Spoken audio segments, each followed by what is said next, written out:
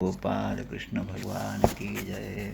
हरे राम राम राम हरे हरे, हरे कृष्ण कृष्ण कृष्ण हरे हरे, हरे राम राम राम हरे हरे, हरे कृष्ण कृष्ण कृष्ण हरे हरे। गोपाल कृष्ण भगवान की जय। जय जय रघुवीर समर्थ। आता या नवम स्कंदाचा 17वा अध्याय आपण पाहत आहोत. याचं शीर्षक आहे क्षत्रवृद्ध रजी इत्यादी राजांच्या वंशाचे वर्णन. आपण आत्ताच 15वा अध्यायामध्ये पाहिलं की पुरुरवा आणि उर्वशी यांचं आख्यान आपण पाहिलं. त्यांच्या ठिकाणी 6 पुत्र झाले. पहिल्या श्लोकामध्ये त्या 6 पुत्रांची नावं दिली होती. आपल्याला आठवत असेल, आयु, श्रुतायु, सत्यायु, रय, विजय आणि जय असे 6 पुत्र झाले. त्यामधला आयु नावाचा जो पुत्र होता त्याच्याबद्दल आता शुकदेव परीक्षिती राजाला सांगत. यः पुरुवसः पुत्रः आयुस्तस्या अभवन सुतः. अभवन म्हणजे झाला, भूतकाळ. भवत म्हणजे होणार. अभवन सुतः नहुषः क्षत्रवृद्धश्च रजिरंभश्च वीर्यवान. त्याला 5 पुत्र झाले. कोणाला? आयुला. त्यांची नावं या ठिकाणी दिली आहेत. नहुष, क्षत्रवृद्ध, रजी, त्यानंतर रंभ आणि अनेना अशी त्या 5 मुलांची नावे आहेत. आता यापैकी क्षत्रवृद्ध जो आहे त्याच्या वंशाचा विस्तार या ठिकाणी दिला आहे.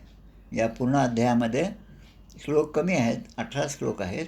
त्यामुळे आजच हा अध्याय आपण घेणार आहोत. त्यामध्ये सगळ्या वंशाचंच वर्णन आहे. हा क्षत्रवृद्ध जो होता त्याच्या मुलाचं नाव सुहोत्र, सुहोत्राचा मुलगा काश्य, काश्याचा कुश, कुशाचा कुश आणि गृत्समद असे 3 पुत्र झाले. काश्य, कुश आणि गृत्समद. गृत्समदाचा शुनक पुत्र झाला आणि याच शुनकाचा पुत्र म्हणजे ऋग्वेदी वंशामध्ये श्रेष्ठ मुनिवर झालेले शौनक ऋषी आहेत. म्हणजे शौनक ऋषीचे वडील हे शुनकाचे वडील म्हणजे गृत्समद आणि गृत्समदाचा वडील म्हणजे सुहोत्र, सुहोत्राचे वडील क्षत्रवृद्ध. म्हणजे हा जो वंश आहे क्षत्रवृद्ध रजिवंश, या आयुपासून झालेले हे शौनक ऋषी आहेत. शौनकादी ब्रवीण, शौनकाने प्रश्न विचारले. सूत शौनक संवाद जे आपण श्रीमद भागवतामध्ये ऐकतो त्या शौनकांचा उल्लेख या ठिकाणी झालेला आहे. काश्यप कुशो गृत्समद इति गृत्समदाद अभूत शुनक शौनको यस्य बहुवृच्च प्रवरो मुनिही. आता त्यानंतर पुन्हा वंश दिलेला आहे. काश्याचा पुत्र काशी, काशीचा पुत्र राष्ट्र, राष्ट्राचा पुत्र दीर्घतमा, दीर्घतमाचा धन्वंतरी. आणि आता हेच धन्वंतरी म्हणजे आयुर्वेदाचे प्रवर्तक, हे धन्वंतरी झाले. आता त्या यज्ञाचे भोगते आणि भगवान हे वासुदेवच आहेत. आणि यज्ञभुक वासुदेववंश स्मृतमात्रार्थिनाशन हा धन्वंतरी, केतुमान आणि भीमरथ असे त्या पुत्रांची नावं पुढे दिली आहेत. आता याचा जो भीमरथ आहे त्याचा मुलगा दिवोदास आणि दिवोदासाचा द्युमान आणि द्युमानाच्या पुत्राचे नाव प्रतर्जन आहे. प्रतर्जन हे नाव जे आहे आपल्या विष्णू सहस्रनामामध्ये येणारं नाव आहे. विश्वम विष्णुर्वषट्कारोपासून सुरुवात केली तर 7व्या श्लोकामध्ये ह्या प्रतर्जनाचं नाव येतं. म्हणजे भगवान विष्णूंचं नाव असणारं हे प्रतर्जन आहे. विष्णूंचाच अवतार असणारे अग्राह्य शाश्वत कृष्णो लोहिताक्ष प्रतर्जन हा प्रभूतस्त्रीकुब्धाम पवित्रम मंगलम परम. म्हणजे एकूण 140 श्लोकामधले 20वा हा श्लोक आहे. आता त्यानंतर पुन्हा त्यांचा वंश दिला. भीमरथाचा दिवोदास, मग प्रद्युम्नापर्यंत इथपर्यंत आलो आपण. आता पुढे हा द्युमान जो आहे, द्युमानाचा पुत्र प्रतर्जन, त्यामुळे द्युमानाच्या पुढे शत्रुजित, वत्स, ऋतध्वज आणि कुवलाश्व असं ते झाले. आणि त्या द्युमानाचा एक पुत्र अलर्क म्हणून सुद्धा होता. अलर्काचं एक वैशिष्ट्य लक्षात घ्या की 60 वर्ष सहस्राणी 60 वर्ष शतानीच न अलर्कात परो राजन मेदिनीम बुभुजे युवा. या पूर्ण पृथ्वीवर सगळ्यात जास्त राज्य कोणी केलं असेल तर त्या राजाचं नाव अलर्क राजा आहे, ज्याने 66,000 वर्ष राज्य केलं. या अलर्काची पुन्हा संतती दिलेली आहे. अलर्काचा पुत्र झाला तो संतती संततीचा सुनीत, सुनीतेचा सुकेतन, सुकेतनाचा धर्मकेतू, धर्मकेतूचा सत्यकेतू. आता हे सत्यकेतू जे नाव आहे ते आपल्यासाठी पुन्हा महत्त्वाचं आहे. सत्यकेतूचा पुत्र जो आहे तो दृष्टकेतू. आता दृष्टकेतू हे नाव कुठे येतं तर गीतेमध्ये हे नाव येतं. पहिल्या अध्यायामध्ये जेव्हा भगवंताला अर्जुनाने सांगितलं की रथम स्थापय मेच्युत, सेनयोर उभयोरमध्ये रथम स्थापय मेच्युत, दोन्ही सैन्याच्या मधोमध माझा रथ घेऊन चला, असं कृष्णाने सांगितल्याबरोबर भगवान श्रीकृष्णाने रथ त्या दोन्ही सैन्यामध्ये नेऊन ठेवला. आणि पश्चैतान पांडुपुत्राणाम आचार्यम महतीम च मम. मग सगळं वर्णन येतं की अर्जुनाने त्या ठिकाणी उपस्थित असणारे जे युद्धासाठी उत्सुक आहेत ते कोण कोण आहेत ते येतात. त्यामध्ये शब्द येतो दृष्टकेतुश्चैकितान काशीराजश्च वीर्यवान पुरुजित कुंती भोजश्च शैब्यश्च नरपुंगवः. या दृष्टकेतूपासून पुढे सुकुमार राजा झाला, त्याच्यापासून वितिहोत्र, मग भर्गापासून भार्गभूमी, आणि याच क्षत्रवृद्ध हा एक मुलाचं नाव दिलं. आयुचे जे 5 पुत्र आहेत त्यामध्ये त्याचा वंश सांगतात. क्षत्रवृद्धाच्या वंशामध्ये काशीपासून उत्पन्न झालेले राजे होते. त्यांचं नावं दिलेत रंभा, नंतर रभस, नंतर गंभीर, आणि मग अक्रिया. अक्रियाच्या पत्नीपासून ब्राह्मण वंश सुरू झाला. त्यामध्ये एक राजाचं नाव दिले अनेना. अनेनाचा पुत्र शुद्ध, त्याचा शुचीचा त्रिकदुक, आणि त्याचा धर्मसारथी. आणि यामध्येच मग पुन्हा रजी राजाचा जन्म झालेला आहे. रजे पंचशतान्यासन पुत्राणाम अतितौजसाम. त्या रजीला तेजस्वी असे 500 पुत्र झाले. आता देवतांनी प्रार्थना केली. या रजीचं अजून एक वैशिष्ट्य लक्षात घ्या. त्या ठिकाणी देवतांनी प्रार्थना केली की रजी राजाला प्रार्थना केली की दैत्यांचा वध करून इंद्राचं राज्य इंद्राला द्या, आणि त्यामध्ये आम्हाला तुमची मदत पाहिजे. हा रजी राजा एवढा पराक्रमी होता की त्याने सर्व दैत्याचा वध केला आणि सगळं राज्य त्याने इंद्राला स्वाधीन केलं. देवेर अभ्यर्थितो दैत्यान हत्वेंद्रायाद ददात दिवम इंद्रस्तस्मै पुनर्दत्वा गृहीत्वा चरणो रजेहे.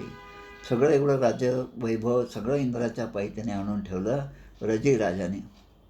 पण इंद्राचं काय म्हणतात त्याला पूर्वानुभव जो होता की असं आपण दुसऱ्याचं काही आणून ठेवलं आणि इंद्राने त्याचा उपभोग घेतला की मग ज्याचं आणलं तोसुद्धा त्याचा पुन्हा इंद्रावर युद्ध करायला तयार होतो. हा इंद्राचा अनुभव आपण अनेक ठिकाणी पाहतो. इंद्रपद जे आहे ते सुद्धा डळमळीत होतं. त्यामुळे इंद्र हा जरी देवतांचा राजा असला तरी त्याचं आसन हे डळमळीतच आहे. आणि नेहमी इंद्र कुठल्या ना कुठल्या भानगडीत FIR, जसं आज भाषेत म्हणतो आपण तसं इंद्रावर सुद्धा FIR अनेक प्रकारे झाले.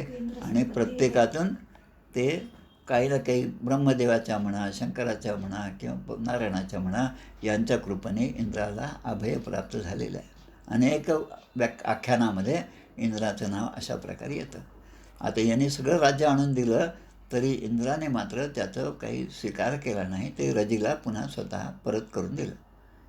आता जे आणून दिलं ते याने परत केलं, इथपर्यंत ठीक आहे. आता पुढे आता ज्या इंद्राने मोठेपणा घेतला की मी एवढं सगळं राज्य परत केलं रजी राजाला, आता तो रजी राजा मेल्यावर इंद्राच्या मनामध्ये पुन्हा आलं की अरे आपण यांना दिलं होतं सगळं परत, आता ते आपल्याला त्याने परत दिलं पाहिजे. रजी राजाचा जेव्हा मृत्यू झाला तेव्हा इंद्राने रजीच्या पुत्रांना पुन्हा ते स्वर्गाचे राज्य मला द्या असे म्हणून त्यांना सांगितलं. आता ते मात्र जे रजीचे पुत्र होते त्यांनी मात्र या गोष्टीला नकार दिला. आणि नकार दिल्याबरोबर इंद्राची प्रार्थना इंद्रांनी बृहस्पतींचे चरण पकडले. बृहस्पती हे देवतांचे गुरु आहेत आणि त्यांची मदत केली आणि अभिचार विधीने यज्ञ आणि हवन केलं ज्यापासून त्यांना ते सगळं परत मिळायला पाहिजे. आणि उद्देश काय होता की या पुत्राने मला ते राज्य दिलं नाही आणि म्हणून त्यांना मी मारणार, कारण ते धर्मापासून भ्रष्ट झाले आहेत. म्हणजे दुसरे भ्रष्ट झालेत हे इंद्राला कळालं, पण इंद्र कसा भ्रष्ट होता हे त्याचं त्याला समजलं नाही आणि त्यामुळे ते धर्ममार्गापासून भ्रष्ट झाले. म्हणून इंद्राने सहजपणे त्या रजीच्या सगळ्या पुत्रांना मारून टाकले. त्यांच्यापैकी एकही जिवंत राहिला नाही. अवधित भ्रंशितान मार्गान कश्चित अवशेषिता म्हणजे एकही अवशेष उरला नाही, म्हणजे सगळ्या मुलांना मारलं. कुशात प्रतीक्षात वृद्धात संजयस्तत्सुतो जय. आता क्षत्रवृद्ध जे नाव होतं या 5 पुत्रांपैकी, त्याचा नातू जो म्हणजे कुश, त्याचा मुलगा प्रतीपासून संजय आणि संजयापासून जयाचा जन्म झाला. आता जयापासून कृत, जयनाम संवत्सर आहे पहा.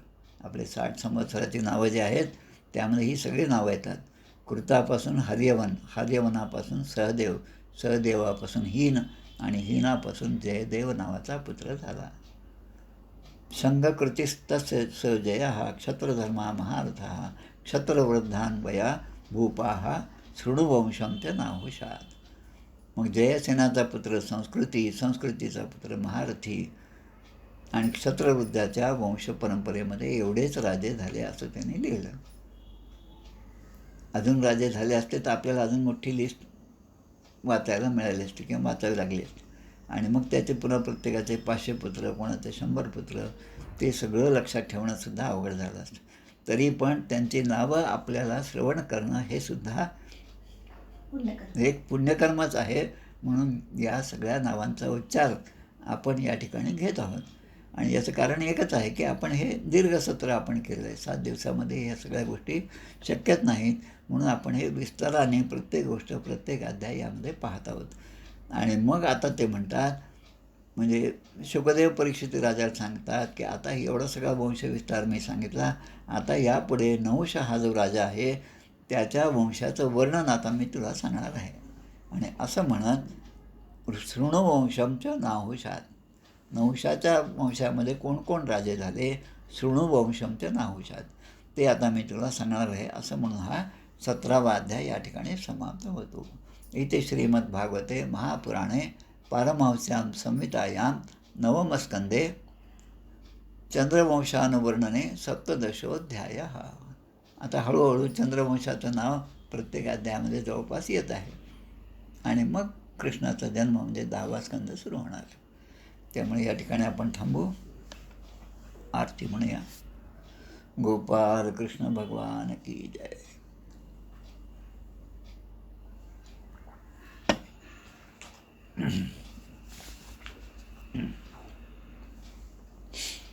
जय हो जय श्री भागवता, आरती करी तुझ भगवंता. श्री शुकमुनीने परम भक्तीने नाना परीने गायले जा हरिचरिता. आरती करी तुझ भगवंता. वेद तरुचे मधुर फळ, स्वादुरसे जे सोज्वळ. आत्मा राम मुनी सेवुनी करीती जन सफळ. महापर्वणी आली अवनी, की अगहरणी भवजलतरणी. ती पतिता आरती करी तुझ भगवंता. येथे व्यासाची वाणी, सार्थक हरिगुण गावोनी. शास्त्र पुराणी मुकुटमणी, परम प्रेमामृत जननी. सहज सेविता भाविक भक्ता, उदारदाता मोक्ष तत्वता देहाता. आरती करी तुझ भगवंता. गमते जणू मानस तीर्थ, 12 सोपाने युक्त. निर्मल भक्ती जले भरित, विहरे हरिहंस चितेथ. श्लोक सुकुमले संत अलिकुले, सेवुनी रमले भान विसरले रस पिता. आरती करी तुझ भगवंता. अपार महिमा ग्रंथाचा, वदवे ना कोणासाचा. मेवा कविवर संताचा, प्राणची कीर्तनकारांचा, गणबोधाचा स्वयंप्रभेचा, द्वादश कळीचा रवी अंतरीचा, तमहरता आरती करी तुझ भगवंता.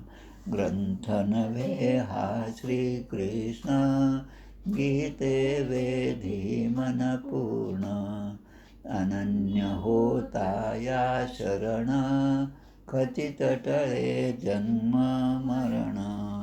त्रितापदाती चिरये शांती, नाथ ही वदती रामपदी, ठेवी माथा आरती करी तुझ भगवंता. जय हो जय श्री भागवता, आरती करी तुझ भगवंता. गोपाल कृष्ण भगवान की जय. जय जय रघुवीर समर्थ श्रीराम.